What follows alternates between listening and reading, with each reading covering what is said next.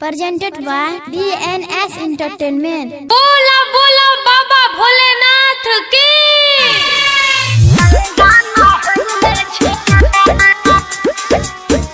Recording by Nilambar Studio Delhi.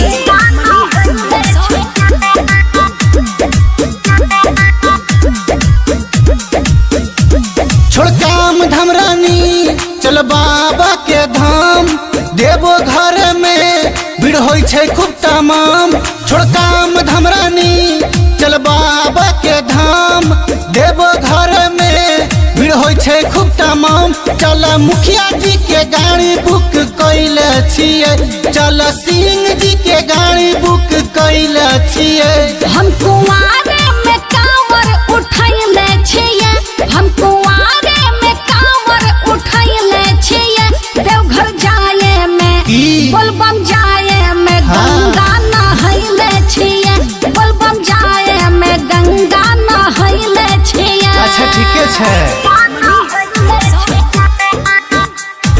बोला बोला बाबा गरीबनाथ की।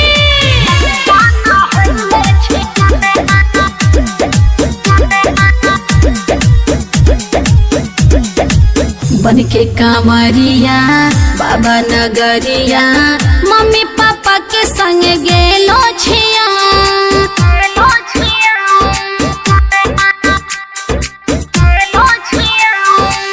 बेल पतैया भांग धतूरा भोला बाबा पे चढ़ैले छिया।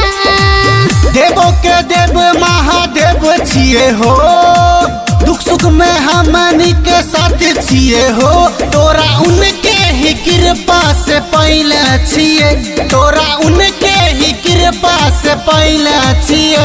हम कुआरे में कांवर उठैले छिया, हम कुआरे में कांवर उठैले छिया। देवघर जाए में अच्छा। बोलबम जाए ओहो। में गंगा नहैले छिया। देवघर जाए में गंगा नहैले छिया। अच्छा अच्छा ठीके होते बाबा के कृपा से। Recording by Nilambar Studio Delhi.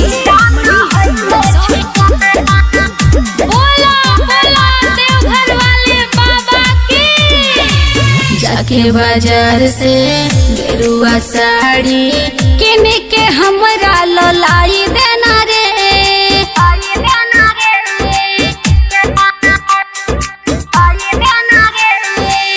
करे ना देरी ये बेरी बेरी, अब तो हम कुछ कहबो ना रे। राइटर रूपेश संग राज जैते गे, तोरा लगरवा रंग के साड़ी लेते गे।